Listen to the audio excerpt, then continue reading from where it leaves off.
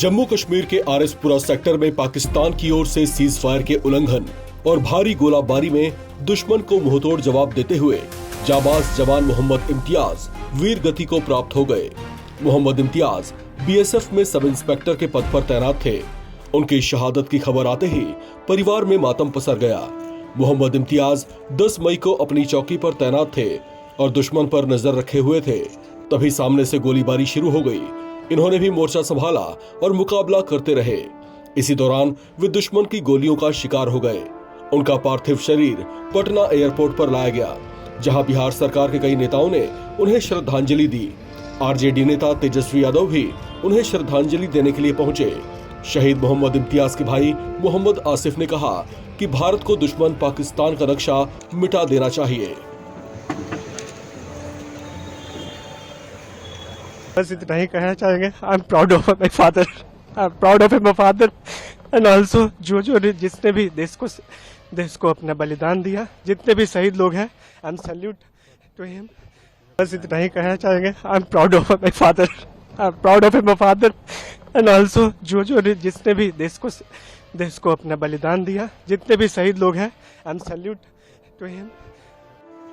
शहीद मोहम्मद इम्तियाज के बेटे इमरान ने कहा कि उनकी अंतिम बात तब हुई थी जब सीज फायर के बाद पाकिस्तान ने फिर से गोलीबारी शुरू कर दी थी।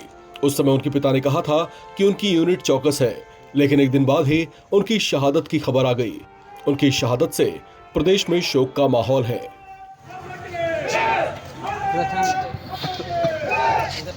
जो शहीद परिवार है, उन परिवार के प्रति हम लोगों की संवेदना है और हम सब लोगों को उन पर नाज है कि देश के लिए उन्होंने अपनी जान को निछावर किया, देश की सुरक्षा के लिए, हम भारतीयों के लिए, सबों के लिए। आज ऐसे बहादुर सेना आज सरहद पर खड़ी है, तभी हम लोग चैन की नींद सो पाते हैं। और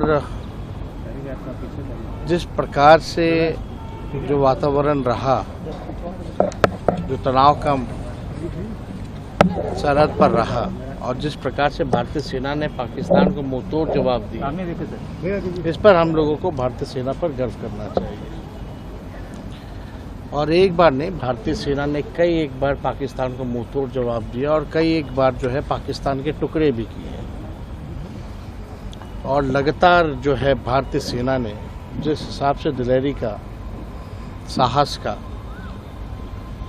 परिचय दिया है, पूरा दुनिया जो है उसको देखने का काम किया। शहीद इम्तियाज जी छपरा गड़खा के रहने वाले हैं और हम सबको उन पर नाज है। बड़ी कुर्बानी उन्होंने दी और एक संदेश भी उन्होंने दिया है कि हमारे देश में अनेकता है और अनेकता में ही एकता है। डाइवर्सिटी है हमारे देश में, अलग अलग भाषा, अलग अलग राज्य, अलग अलग धर्म है, अलग अलग जातियाँ हैं, लेकिन जब देश का बात आता है, देश की सुरक्षा की बात आती है, तो हम सब लोग एक हो करके जो है दुश्मनों से, पाकिस्तान हो या और कोई हो या आतंकवादी हो, उससे हम लोग एक होकर के जो है लड़ाई लड़ते हैं। देश का एक जवान हमने खोया है और जिस तरह से देश की रक्षा करते हुए छपरा के ही निवासी मोहम्मद इम्तियाज ने अपने जान को कुर्बान किया, शहादत दिया है, कभी भी ये देश इनके शहादत को नहीं भूलेगी। और आज हम लोग अश्रुपूर्ण श्रद्धांजलि दे रहे हैं इनको और उनके परिवार के साथ संवेदना के साथ हम लोग खड़े हैं। पूरा देश इस परिवार के इस दुख के घड़ी में इनके साथ खड़ा है। एक जवान की शहादत का मतलब होता है पूरे देश की रक्षा करने वाला एक जवान हमसे बिछड़ता है। अल्लाह कभी भी पाकिस्तान के इस नापाक इरादे को माफ़ नहीं करेगा। और जिस तरह से आतंकवादी का पनाह बनाकर पाकिस्तान ने भारत को के निर्दोष लोगों की निर्मम हत्या करने का प्रयास किया, आज इस जवान के शहादत को हम लोग श्रद्धांजलि देते हैं, संवेदना व्यक्त करते हैं और उस परिवार के साथ हम लोग सदैव खड़ा रहेंगे।